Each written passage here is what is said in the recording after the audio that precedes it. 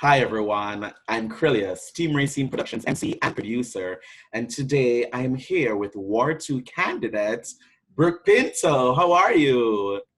Hi, Krylios. I'm doing well. Thank you so much for having me back. It's great to Of see you. course, of course. And it's great to see you too. It's so great to see you.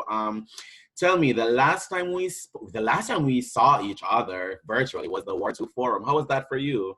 It was great. And I've got to say, you did a fantastic job Oh, with your thank you. fan. And for those of you who weren't able to watch, Krylios had a fan as the countdown timer, which is much more effective to send there it is.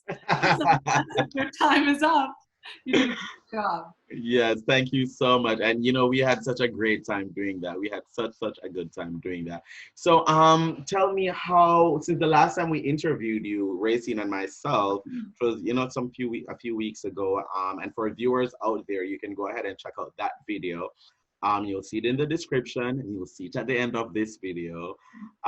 Since that time, has anything changed with your campaign? Have you adapted to what's going on right now? What's the latest?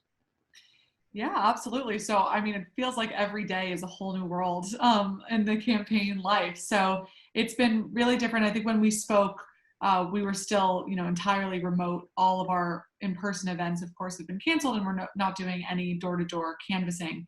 But we've just been calling voters. We call thousands of voters a week.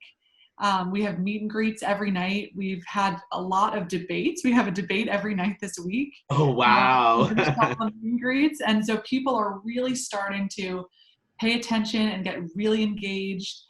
We've had a number of exciting additional endorsements come in, both from local and national leaders. And I'm Wow. really excited about some of those, particularly from Senator Blumenthal from Connecticut, where I grew up, Congressman Kennedy from Massachusetts, former Senate Minority and Majority Leader Tom Daschle.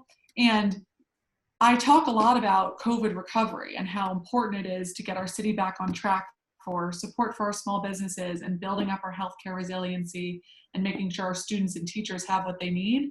But the truth is, to do so many of the important programs we need, we have to get federal funding. And we were Mhm. shortchanged $755 million from the federal government. And for the rest of federal grants, we are treated like a state and Yeah. not a territory. So this was a really abnormal occurrence. And so that is my first priority, is to get us that additional federal funding. And we can't do it alone as a district. And so partnerships on the Hill with current members of Congress are going to be really important to helping me make the case on behalf of the District of Columbia of why it's so important to get that funding. And so I'm really excited for their support and hopeful as we're going into these last couple of weeks of the campaign. We're feeling a lot of great Mhm. momentum. Oh, we love that. We love that. And just as you said, you're feeling that momentum. You have, all these people that are, supporting you, that giving their endorsements and stuff.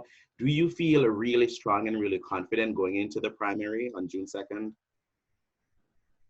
We're feeling pretty good. I think, in such a crowded race, this race could really turn on a couple hundred votes. So every vote really is going to matter, and we need everyone to get out there. But yeah, we feel the momentum, and the voters we speak to, just by the week, it changes. More and more people are telling us they've already voted for us, or are going to vote for us, or they're so excited to get the first woman into the Ward 2 council seat. And so we're feeling really hopeful and confident in these last couple of weeks. Awesome, awesome. So let our audience know, what is it about Brooke Pinto that distinguishes you from every single other Ward 2 candidate?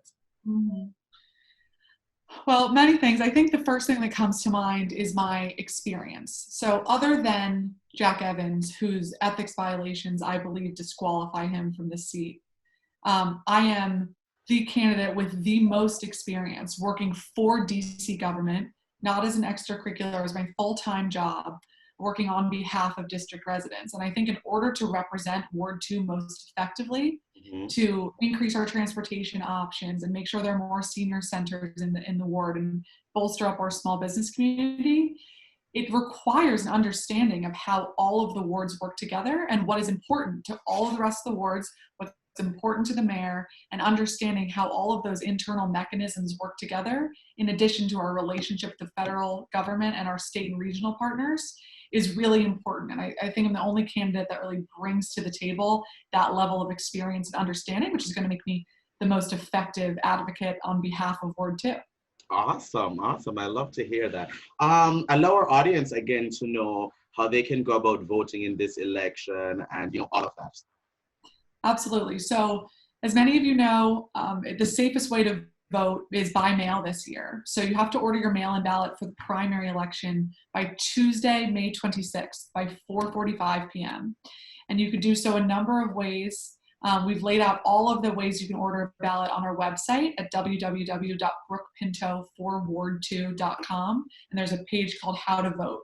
And it has all of the dates and deadlines that you need and all of the options to order a mail-in ballot. One of the easiest ways is to do it online at vote4dc.com. It's VOTE, the number 4dc.com.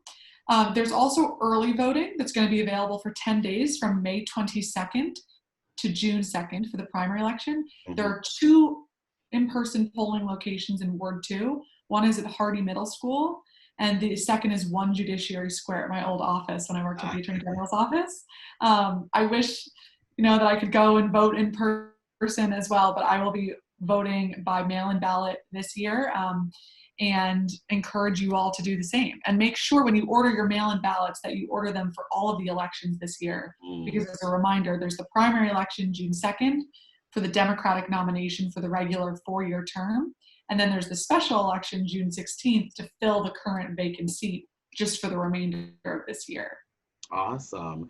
And speaking of your website, allow our audience to know how they can continue supporting your campaign, how they can follow you, how they can keep up with you, how they can, you know, be a part of it and be into what Brooke Pinto is giving for her Ward 2 campaign.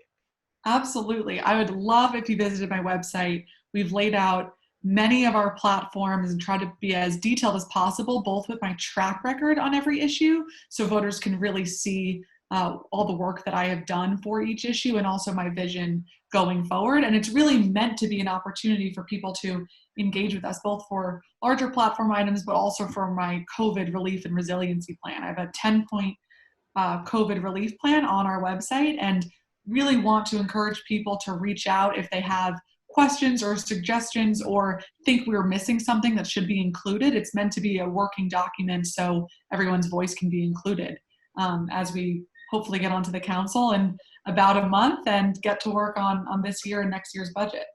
Awesome. So we would love if you visit the website, and we would love if you followed us on social media at Brook4Ward2 on Instagram, Facebook, and Twitter. Love it, love it. And the final thing, tell our viewers why this election, probably more than any in recent history, is so important from the federal level right down to the most local level. Mm-hmm. Well, Ward 2 doesn't have a representative right now, as we are in the greatest crisis of our century. And so as the mayor just issued her proposed budget, amended for fiscal year 2020 and for next year 2021's budget, and the council is reviewing it. And we don't have a representative at the table to advocate on behalf of Ward 2's interests. And I think that is really dangerous and makes it especially important that you consider your options and know and have comfort that I have experience, and only candidate with experience with the budget. I'm a former tax attorney, and I'm there to represent all of our needs without special interests, without concern, and just making sure that all of our voices are really heard in this process. And so it's incredibly important to get someone who is there for all those reasons, but who also understands how the internal and external mechanisms of our government operate so we can most effectively represent what we need.